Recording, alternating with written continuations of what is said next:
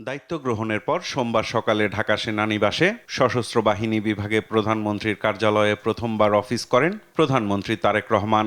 এদিন পদোন্নতিপ্রাপ্ত দুই সেনা কর্মকর্তা লেফটেন্যান্ট জেনারেল মীর মুশফিকুর রহমান এবং মেজর জেনারেল কায়সার রশিদ চৌধুরীকে র্যাঙ্ক ব্যাজ পরিয়ে দেন তিনি।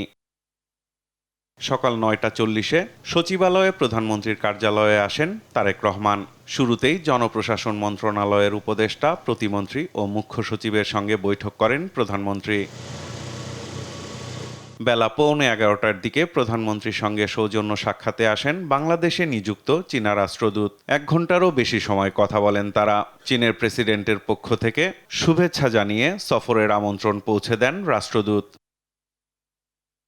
পরে সাংবাদিকদের ব্রিফ করেন প্রধানমন্ত্রীর পররাষ্ট্র উপদেষ্টা হুমায়ুন কবির। চায়না একটা ইম্পর্টেন্ট স্ট্রং ডেভেলপমেন্ট পার্টনার বাংলাদেশের, তো সবসময় একটা সম্পর্ক বজায় রাখছেন। ভিগো ওয়্যার গার্ড প্রয়োজন মতো বাঁকানো যায়, অধিক চাপেও ভাঙে না। ভিগো।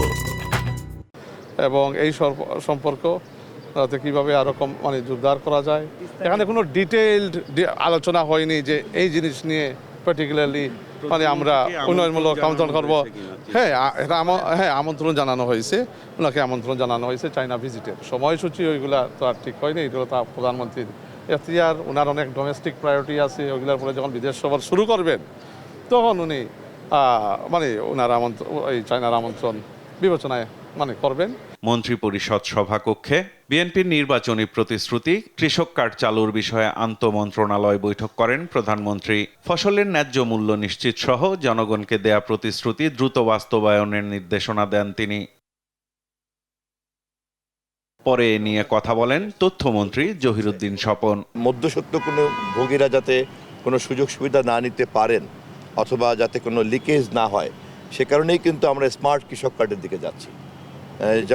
যেমন একজন, আমরা যারা মোবাইল ফোন ইউজ করি, একজন সিম ক্রেতা এবং তিনি সরাসরি কিন্তু তার সব ধরনের সেবা ব্যাংকের থেকে পাচ্ছেন।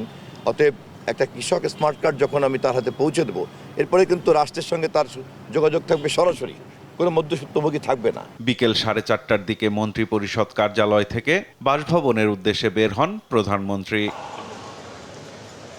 সাইফুল রিপন, দেশ টিভি, ঢাকা।